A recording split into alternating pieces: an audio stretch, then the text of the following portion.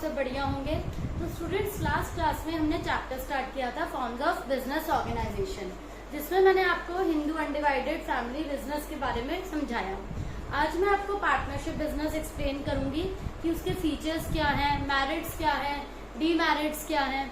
तो first of all आपको ये पता होना चाहिए पार्टनरशिप फॉर्म ऑफ बिजनेस, इसका मीनिंग क्या है। Partnership is an agreement between persons who are agreed to share the profits of a business। जो बिजनेस के प्रॉफिट्स एक साथ बियर करने के लिए एग्री हैं, वेदर एक पार्टनर एक्टिव है या बाकी पार्टनर्स भी एक्टिव हैं या नहीं। इसमें पार्टनर स्लीपिंग भी हो सकते हैं और बहुत सारे टाइप्स हैं जो मैं आपको वन बाय वन एक्सप्लेन करूंगी। फर्स्ट ऑफ ऑल, उनके बीच में एक एग्रीमेंट होता है कि ये जरूरी नहीं है पार्टनर्स आपस में मिलकर डिसाइड कर रहे हैं कि हम बिजनेस कर रहे हैं। कोई भी एक पर्सन फ्रॉड कर सकता है, किसी भी एक पर्सन का माइंड चेंज हो सकता है कि मुझे कंटिन्यू नहीं करना। तो उनके बीच में किसी भी टाइप का डिस्प्यूट ना हो, इसके लिए एक एग्रीमेंट बनता है, that is known as partnership agreement, which I will explain you later on further. अभी मैं आपको क्या करवा रही हूँ इसमें कि पार्टनरशिप फॉर्म ऑफ बिजनेस के फीचर्स क्या होते हैं। First of all, partnership form of business में फर्स्ट पॉइंट आता है कि इसकी फॉर्मेशन। ये इसके फीचर्स का फर्स्ट पॉइंट है कि इसकी फॉर्मेशन कैसे होती है पार्टनरशिप फॉर्म ऑफ बिजनेस की। पार्टनरशिप फॉर्म ऑफ बिजनेस का जो फॉर्मेशन है वो अंडर एक्ट कौन सा है, 1932। एक पार्टनरशिप एक्ट है 1932, जिसके अंडर पार्टनरशिप डीड होती है कि पार्टनर्स किस रेशो में प्रॉफिट्स बियर करेंगे, किस रेशो में पार्टनर्स लॉसेस लेंगे, या उनकी लायबिलिटी कैसी रहेगी, उनके ऑफिस का नेम क्या होगा, रजिस्टर्ड ऑफिस कहाँ होगा, सारी डिटेल यहाँ पर होती है कि उनके बीच में क्या रूल्स रेगुलेशंस रहेंगे, everything in return in detail. Formation का मतलब partnership deed, rules, regulations, everything is in return. कि कल को ऐसा नहीं होना चाहिए कि पार्टनर्स के बीच में कोई डिस्प्यूट हो गई और उनके बीच में कोई प्रॉब्लम हो रही है, तो सब रिटर्न में होने से ये सब मैटर सॉर्ट आउट हो जाता है। नेक्स्ट है बच्चों इसमें रिस्क बियरिंग। पार्टनर्स जो है वो मिलके रिस्क बियर करते हैं कि अगर कोई पार्टनर्स 2 हैं 3 हैं, वो मिलके बिजनेस कर रहे हैं तो उनका जो रिस्क बियरिंग रहेगा वो उन्होंने पहले ही एग्रीमेंट में मेंशन कर दिया है। एग्रीमेंट में वो मेंशन है कि उनका रिस्क रेशो क्या रहेगा।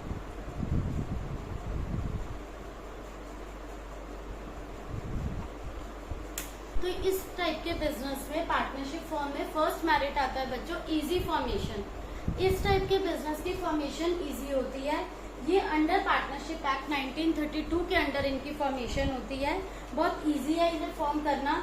कोई यहाँ पर लीगल फॉर्मेलिटीज नहीं चाहिए, no legal formalities are required for such type of business. Next है इसमें बैलेंस डिसीजन मेकिंग। सभी पार्टनर्स को, जैसे कि मैंने आपको अभी बताया, इक्वल राइट है, उनका शेयर मेंशन है, तो डिसीजन मेकिंग में सब पार्टनर्स की इक्वल इन्वॉल्वमेंट होती है। कोई भी पार्टनर जो है वो ऐसे नहीं फील करेगा कि मेरे को इन्वॉल्व नहीं हो रहा, या मैं सुपीरियर हूँ या मैं इन्फीरियर हूँ। तो इस टाइप से ये सुपीरियरिटी इन्फीरियरिटी वाला कॉम्प्लेक्स नहीं रहता पार्टनर्स के बीच में। All of them are having equal right in decision making. Next is financial resources. यहाँ पर बच्चों जो फाइनेंशियल रिसोर्सेज होते हैं वो ह्यूज रहते हैं, क्योंकि बहुत सारे पार्टनर्स हैं, सब अपने अपने पर्सनली रिसोर्सेज एलोकेट करते हैं। तो यहाँ पर फर्म के पास जो है वो लार्ज फाइनेंशियल रिसोर्सेज हो जाते हैं। हर इंडिविजुअल पार्टनर जो है अपने साथ अपनी प्राइवेट इन्वेस्टमेंट करता है। इंडिविजुअल मेंबर इंडिविजुअल इन्वेस्टमेंट करता है। 4 पार्टनर्स हैं, 5 पार्टनर्स हैं, तो वो सब मिलकर कोलैबोरेट होकर यहाँ पर जो है अमाउंट अच्छा कलेक्ट हो जाता है। यहाँ फाइनेंशियल रिसोर्सेज लैक नहीं करते, जैसे कि सोल प्रोप्राइटरशिप या हिंदू अनडिवाइडेड फैमिली बिजनेस में होता है। इसके बाद नेक्स्ट है रिस्क शेयरिंग। रिस्क शेयरिंग में क्या आएगा बच्चों, यहाँ पर सब पार्टनर्स मिलकर रिस्क बियर कर रहे हैं। जैसे कि प्रॉफिट शेयरिंग में सब पार्टनर्स मिलकर प्रॉफिट बियर कर रहे हैं, इसी टाइप से उनका रिस्क शेयरिंग भी उनके एग्रीमेंट में मेंशन है कि उन्हें किस प्रोपोर्शन में, रेशो में रिस्क बियर करना है। उसी रेशो में वो रिस्क बियर करेंगे, जिससे कि किसी इंडिविजुअल पार्टनर पे बर्डन नहीं आता। तो रिस्क बियरिंग यहाँ पर सब पार्टनर्स मिलके सबके बीच में एक जितना इक्वली होता है, किसी एक पे बर्डन नहीं रहता। ठीक है। उसके बाद है इसकी डीमेरिट्स। अब इसकी डीमेरिट्स में क्या आएगा बच्चों, डीमेरिट्स ऑफ पार्टनरशिप फर्म। सबसे बड़ी डीमेरिट क्या है पार्टनरशिप टाइप ऑफ बिजनेस की, कि अगर कोई पर्सन ये सोचता है कि हम पार्टनरशिप में, या दो फ्रेंड सोच रहे हैं कि हम पार्टनरशिप फॉर्म ऑफ बिजनेस करें, उसमें तो बहुत ह्यूज प्रॉफिट्स होते हैं, बट यहाँ की मेन ड्रॉबैक है अनलिमिटेड लाइबिलिटी। आपकी लाइबिलिटी क्या रहती है यहाँ पर, अनलिमिटेड। मतलब इन केस ऑफ लॉस आपको अपने पर्सनल असेट्स भी देने पड़ सकते हैं to in paying the liability of the firm. तो ये इसकी सबसे बड़ी ड्रॉबैक है। और उसके बाद आता है कि लिमिटेड रिसोर्सेज। लिमिटेड रिसोर्सेज कैसे है यहाँ पर, कि देखिए एक लिमिट तक ही आप इन्वेस्टमेंट कर सकते हैं। सब पार्टनर्स की जो इन्वेस्टमेंट लिमिट है वो फिक्स होती है, नंबर ऑफ पार्टनर्स भी फिक्स्ड है और पार्टनर्स की इन्वेस्टमेंट लिमिट भी फिक्स्ड है। तो यहाँ पर रिसोर्सेज क्या हो जाएंगे उस टाइप से, लिमिटेड। मतलब लिमिटेड पार्टनर्स की लिमिटेड अमाउंट है इन्वेस्टमेंट की। लिमिटेड पार्टनर्स जो अमाउंट इन्वेस्ट करेंगे वो एक फिक्स्ड रेशियो में करेंगे, जो कि फिक्स्ड है, डिसाइडेड है। तो यहाँ पर रिसोर्सेज का जो अमाउंट है वो क्या रहेगा, लिमिटेड रहेगा। After that one point is conflict. In case of कि अगर पार्टनर्स के बीच में बच्चों कॉन्फ्लिक्ट्स हो जाते हैं, किसी भी बात को लेकर कोई भी डिस्प्यूट हो जाती है, उस केस में जो पार्टनरशिप फॉर्म ऑफ बिजनेस है वो उन्हें क्या करना होगा, डिसॉल्व करना होगा, फर्म को खत्म करना होगा।